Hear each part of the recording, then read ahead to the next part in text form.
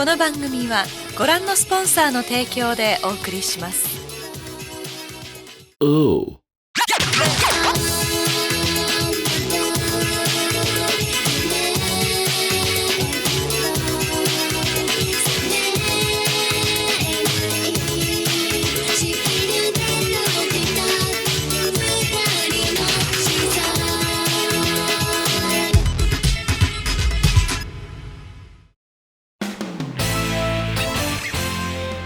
Welcome to the SushiBites Switch Summer Slam!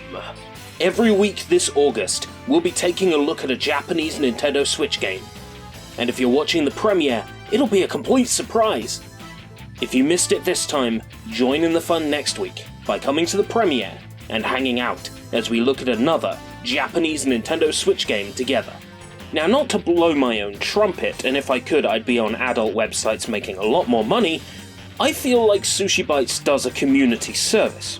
Sometimes I'll come right out of nowhere with something you've never heard of or never seen, but you've always wanted in your life. I wanted to be able to do that at least once this month. So before we go all out bonkers with the 5th week spectacular, let's chill and sit back this week with a game I think deserves a localization, and really, there's nothing stopping it, as it even contains an English language option. So recline and relax, sip your sunny delight, as this week I bring you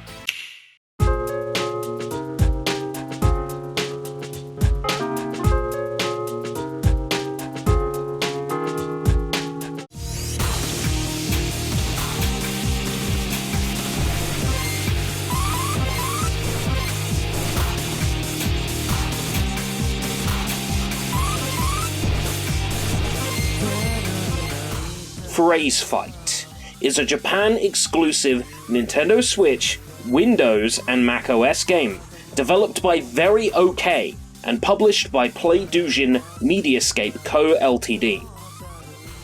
The Nintendo Switch version released on the 20th of December 2018 on the Nintendo eShop, priced at 1,000 yen, or just over $9 US. It is described as a music, fighting, communication and party game, though I guess it would be more accurate to call it a rhythm game. What the game may lack in technical quality and polish, it certainly makes up for in, well, zaniness? What we have here isn't some high-standard, licensed title, a AAA masterclass in engineering. No, this is just a labour of love made by a small company who had an idea and just wanted it out there in the world. PhraseFight's battles are like a rhythm tug-of-war. The goal is to push your opponent further back than they can push you. The phrase bar at the top, kind of like the one from Parappa the Rapper, will have notes appearing on it. All you have to do is press any of the directions or face buttons on each of the note icons. As you perform well, the phrase difficulty will increase from easy to normal to hard, and finally stealth. On stealth, the icons only appear briefly, and you must remember where they were. Do poorly on stealth, you drop to hard, bad performance on hard drops to normal, and sucking on normal brings you back to easy. The harder your phrases, the greater variety of inputs you use, and the better they're played, knocks the opponent back further. When you have overpowered the opponent, and they have a build-up of red numbers, they can't knock you back until they have depleted them. If you can keep the opponent in the red for long enough, they can never win. Talent and knack for rhythm is one thing, but you can also cheese it. The game is only looking for good timing, and doesn't worry about any extra notes you might press, so long as you're in time. So what we call butterfly notes, when you add extra notes that aren't there, that's not penalised at all. You can just press 2 alternating buttons perfectly in time, and complete any song without having to focus on the notes at all. Even though you may not knock the opponent back as far as playing normally, you'll keep them stuck in the red, unable to fight back. I imply that's easy, but you still need to be fairly good at keeping a rhythm. But that's a lot easier than trying to remember note patterns before they disappear. For a greater challenge, you can play on the Special League, with longer songs and fiercer AI. But it still can't withstand the 2-button perfect timing technique. Actually takes the fun out of the game just a little knowing it can be cheesed. Using both methods when necessary is the key to keeping it fun. During gameplay, the winning character will have an effect behind their icon, but at the end of the song this disappears, I guess to add to the suspense. A countdown timer will state the remaining phrases before the song ends. Once it's over, the distance from the center is calculated, and if you've been pushed onto the left-hand side, you lose. But if you've pushed your opponent onto the right-hand side, then you win. The game's songs are all made by smaller indie outfits, like Tokyo-based band Kurotadori. I must have listened to these two Kurotadori songs about 20 times in the past 24 hours. I even bought them on Bandcamp, they're just so good. The soundtrack and presentation elevate the game past its simplistic contents. Genres range from EDM to rock. To fit the slower songs, the game does intentionally lag, which is a little jarring, but it doesn't affect the playability. If I were to isolate any particular faults with PhraseFight, I think the small selection of tracks hampers the replay value more than anything else, with the only unlockables being character graphics for the motion gallery. The game supports 2-player multiplayer with the 2 Joy-Cons, which makes this a potential multiplayer party game, but the other player would need to be familiar with how the game plays and its particular eccentricities. PhraseFight is one title that is absolutely deserving of a Western release, and its lack of one is honestly disturbing. I can only hope this video takes off, the publisher sees it, and fixes their mistake. PhraseFight is one title anybody with a Japanese Nintendo Switch account should go ahead and grab. It really doesn't require second thought.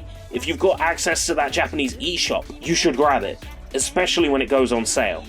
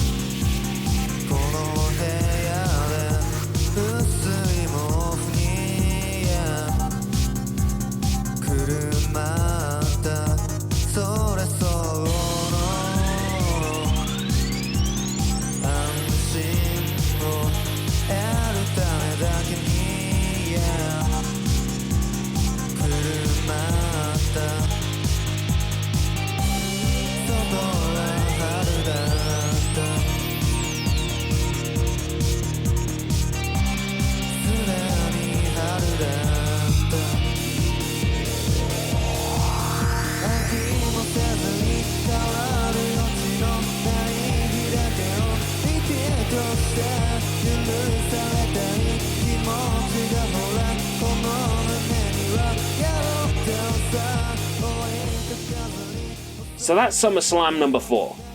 I'd like to thank everyone for making what has so far been a very hot August into a thoroughly enjoyable celebration of Japanese exclusive Nintendo Switch games. Thanks, folks. It's been a blast. But next week, the big kahuna. The big one. 10 p.m. 29th of August. Tell your family you can't make it. Tell your boss you ain't coming in. Trust me, you don't want to miss it.